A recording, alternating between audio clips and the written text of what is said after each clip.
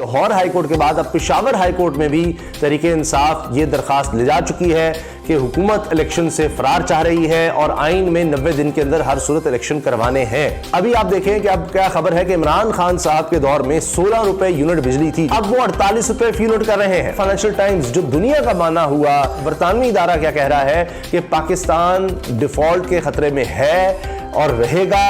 अभी तक जब ये आए हैं 10 महीनों में 100 रुपए डॉलर बढ़ चुका है।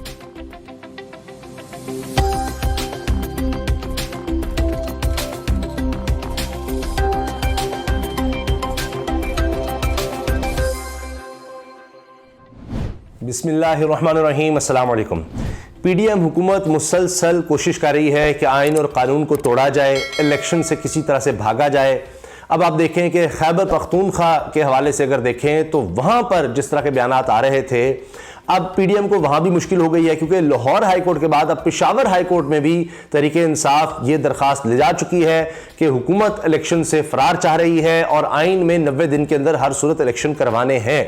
लेकिन अब जिस तरह से मौलाना फजलुर रहमान साहब के समधी गवर्नर खैबर पख्तूनख्वा वो बार बार बात कर रहे हैं कि जनाब इलेक्शन नहीं हो सकते, अमन अमान का बड़ा मसला है, अमन अमान का बड़ा मसला है। लेकिन वहां पर जज साहब ने इस्तफसार कर लिया, पूछ लिया कि ज़िमनी इलेक्शन फिर कैसे हो रहे हैं मार्च में, अगर अमन अमान का इतना बड़ा मसला है तो ये सब कैसे है। लेकिन दूसरी तरफ अब ज़िमनी इलेक्शन से भी भाग रहे हैं। फजलुर रहमान साहब कहते हैं किसी सूरत ज़िमनी इलेक्शन में हिस्सा ही ना लो, ये भी इधर जाओ ही ना, इसकी बात ही ना करो, रहने दो।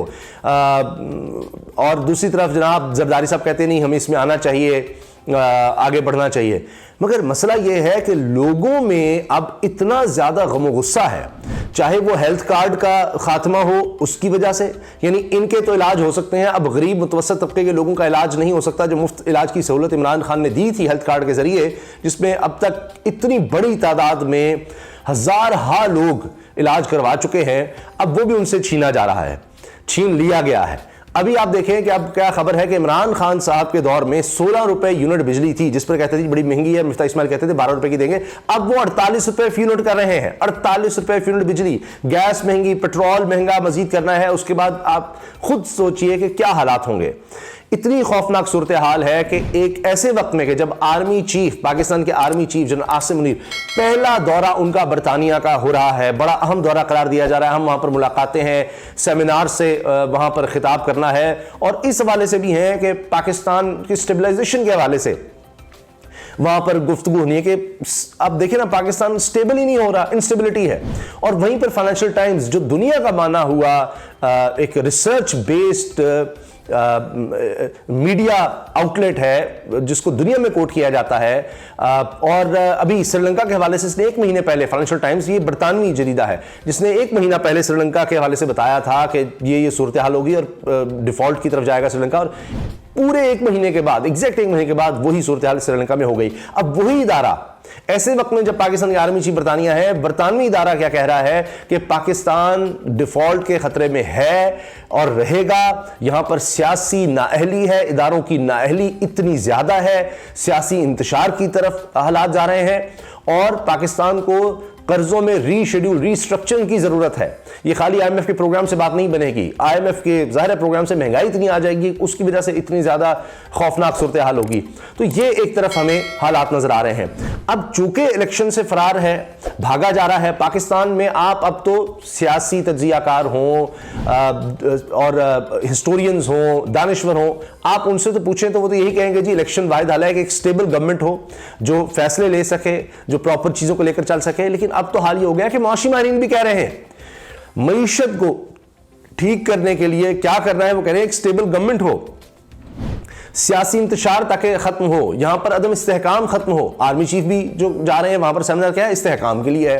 पाकिस्तान में क्या सूरत हाल है, शदीद अदम इस्तेहकाम है, बताया जा रहा है। इस्तेहकाम कैसे आएगा, इलेक्शन के जरिए आएगा। पीडीएम क्या चाहती है, नहीं इलेक्शन नहीं, क्योंकि हमारा तो सफाया हो जाएगा, जो मर्जी हो जाए, इलेक्शंस में नहीं जाना हमने, मुल्क को, मईशत को जितना भी नुकसान होता है हो जाए, और हो ही रहा है ना। अभी तक जब ये आए हैं 10 महीनों में 100 रुपए डॉलर बढ़ चुका है, कम से कम 100 रुपए, यानी हर महीना 10 रुपए ऑन एवरेज। कभी पाकिस्तान की तारीख में नहीं हुआ इतनी महंगाई। आप सोचिए कहां से कहां मामला चले गए हैं। तो ये तो कहते हैं कि अवाम पिस जाए, हम तो काबीना में इजाफा करेंगे, हम तो अपनी मौजें करेंगे, हम तो अपने टूर्स लगाएंगे। अब इमरान खान क्या कह रहे हैं कि हमने कोई इंतशार नहीं, कोई तोड़ फोड़ नहीं। अब और क्या हल रह गया है, पहले ये गिरफ्तारियां कर रहे हैं। अब इमरान खान साहब ने जेल भरो तहरीक का ऐलान कर दिया है।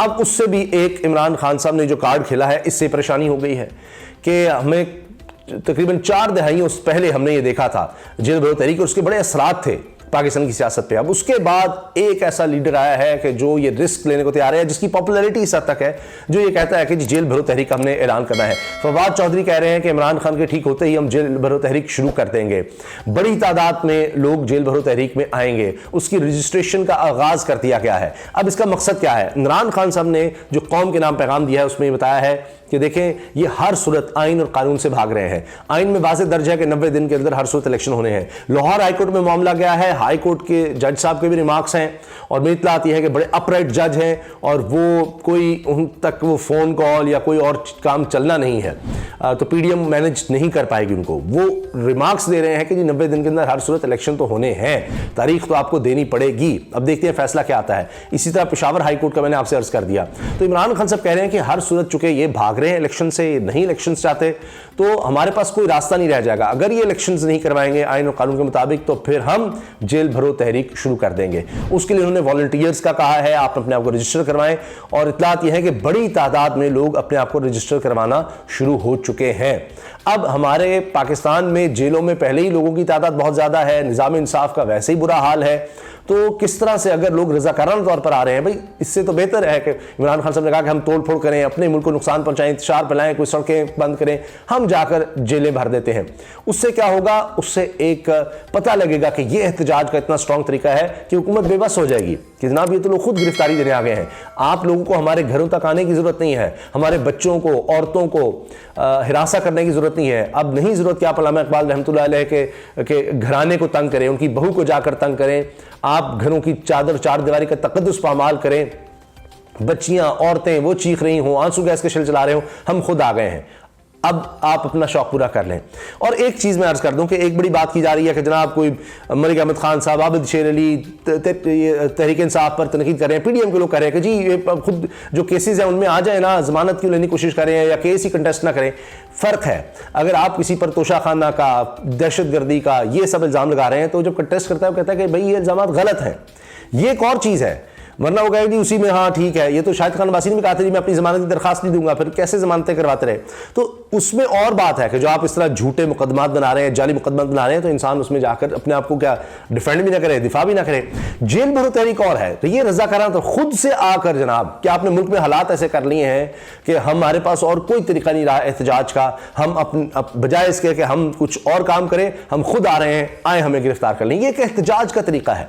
तो इतनी कहाँ जेलें, कहाँ थाने, अगर आइन और कानून के मुताबिक अमल करेंगे, आपको हर एक को जज के सामने पेश करना है, तो हज़ार लोग भी अगर आ जाते हैं, लाखों की तादाद में अगर नहीं भी आते, क्योंकि 4 लाख तक भी तादाद रिपोर्ट की जा रही है कि निचली सतह पर देखा जाएगा, हर एमपीए के हल्के से 500-500 लोग जो हैं उनकी तादाद देखी जाएगी। फिर 3 मरले हैं कि पहले लीडरशिप होगी, फिर उसके बाद ये जो लोग रजिस्टर करवा चुके हैं वो, फिर जो भी आम आदमी भी आए और वो आकर गिरफ्तारी दे सकता है।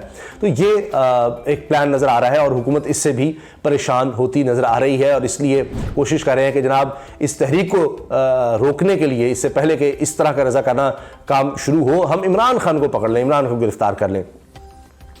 तीसरा मामला एक और जिस तरह हमने पहले बरतानिया जरीदे की बात की, इकॉनमी की मैशत की बात की, और उसके हवाले से दूसरी चीज़ हमने जेल भरो तहरीक का जिक्र किया कि इमरान खान साहब अब समझते हैं कि यही एक तरीका रह गया है कि जिससे हुकूमत पर अब दबाव डाला जा सकता है, आईनी कानूनी तरीके से हम चलेंगे, ये अगर आइन को और कानून को पैरों तले रोनते हैं। तो तीसरा मामला ये है कि इतनी ज़्यादा इनकी बदनामी हो चुकी है, ये जो गिरफ्तारियाँ इन्होंने की हैं, उसके बाद अब देखिए सीनियर साफ़ी हारून शीद साहब जो कहते हैं कि बहुत सी ऐसी बातें होंगी जिससे मैं एतराज़ कर सकता हूं इमरान रियाज की, लेकिन जिस तरह इमरान रियाज को गिरफ्तार किया गया, दूसरी दफ़ा गिरफ्तार किया गया, और वो सहाफ़ी है, मैं उसके साथ खड़ा हूं, भरपूर तरीके से खड़ा हूं, बल्कि उसको इलेक्शन लड़ना चाहिए। तो अब उनसे जब पूछा गया कि जी क्या इमरान रियाज इनके नवाज शरीफ, शहबाज शरीफ, मरीम नवाज, सलमान शहबाज, इन लोगों के खिलाफ इलेक्शन लड़ सकते हैं, उन्होंने नाम लेकर हारून शीद ने कहा इलेक्शन लड़ सकते हैं। इमरान रियाज इनकी जमानतें जब्त करा देगा, इनके हलकों में जाकर इलेक्शन लड़के देखे। आप लोगों को अंदाजा ही नहीं है कि वो कितना मकबूल हो चुका है नौजवानों में, मतलब हर तबके में, बूढ़े बच्चे जवान ख़वातीन, मर्द, हर कोई इस वक्त समझता है कि उसके साथ इतना जुल्म हुआ और इतना पॉपुलर है वो कि खड़ा तो हो। और हारून रशीद साहब कह रहे हैं कि वो इलेक्शन के लिए आए, मैं उसकी कैंपेन करूंगा, मैं पैसे भी दूंगा उसके इलेक्शंस के लिए, घर घर जाकर कैंपेन करूंगा, रोजाना 10 किलोमीटर चलना पड़ा चलूंगा, सेहत भी कुछ बेहतर हो जाएगी। यानी आप देखें ना कि इनका हाल क्या हो गया इस पीडीएम का। क्या इन्होंने गिरफ्तारियां साफियों की, सियासतदानों की करके हाल कर लिया है कि अब हारून रशीद साहब जैसा इतना तजर्बाकार सहाफ़ी और इतनी समझबूझ रखने वाला दानिश्वर, वो ये कह रहा है कि इमरान रियाज को अब इनके मुकाबले पर इलेक्शन लड़ना चाहिए और बताना चाहिए, लोग अपना दिखाएंगे, अपनी सोच दिखाएंगे कि इन्होंने मुल्क के साथ किया क्या है और पता लग जाएगा कौन कितना मकबूल है। इजाज़त दीजिए, अल्लाह हाफ़िज़।